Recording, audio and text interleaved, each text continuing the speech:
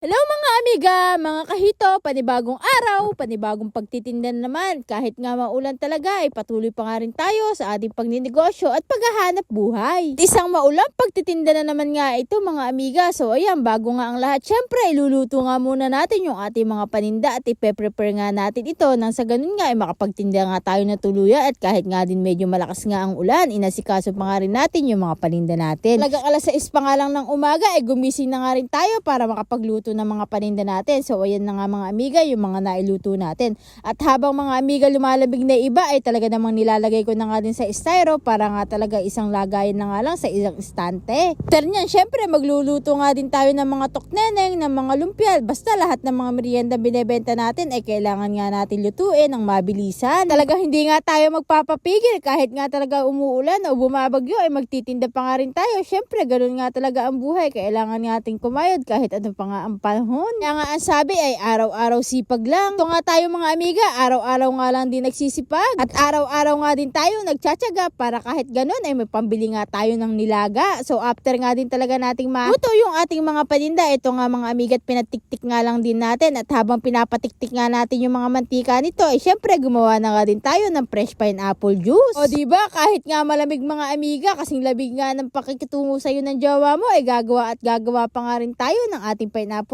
juice. Siyempre, kahit nga malamig ay may nauuhaw at naghahanap pa nga rin ng malamig na inumin. At dahil malakas nga talaga mga amiga, ang ulan nga dito nga sa Aurora, eto nga rin mga amiga, inayos na nga din nila papa yung lagayin nga natin ng pinya dahil nga nababasa. Kaya ayan, nilagyan nga nila ng pinaka-frame. Magsisilbing pangsara na nga din natin yan mga amiga. Balik, tataas nga lang natin yan pag mag-o-open na tayo at ibababa nga natin pag magko-close tayo. At after nga din talaga natin mga amiga, maayos yung mga paninda nila papa. Eto nga din mga amiga, nag-ayos na nga din tayo ng mga paninda nating hito. At talagang dahil nga may patay nga tayong nakita at nakaligtaan nga na ilagay dun sa freezer nga mga amiga na nilinis nga natin. Ito nga din pinakain ko na nga lang din sa ating mga hito. So ano kaya yan mga amiga, kakainin din kaya nila yung kapwa nila hito? Sabi nga ng iba, yung tae nga kinakain nga daw ng hito. Why not yung kapwa nga nila hito? Kaya ayan, malalaman nga natin bukas yan kapag nga nagpatuyo nga tayo at nagpalit nga ng tubig. Kahit naman talaga ay kinakain nga ng hito. Pagkatapos nga niyan ay nag-deliver nga lang ako ng order nga natin na hito dun sa may ihawan nga ng manok. Tapos ayan, dumiretso na nga din ako kila mama dahil nga nagugutom ako at nagmerienda na nga lang din tayo. Sa nga bumili nga ako sa palengke, ganito nga lang din yung mga tinda dun. Kaya ayan, pumunta na nga lang ako dito para nakatipid nga din tayo. Sakto nga mga amiga, half day nga lang ang estudyante ngayon. Kaya ayan, sinabay ko na nga lang din yung aking pinsan. Sakto nga mga amiga, ay nag-iihaw na nga din sila dito ng ating mga panindang inihaw na hito. Pagkamerienda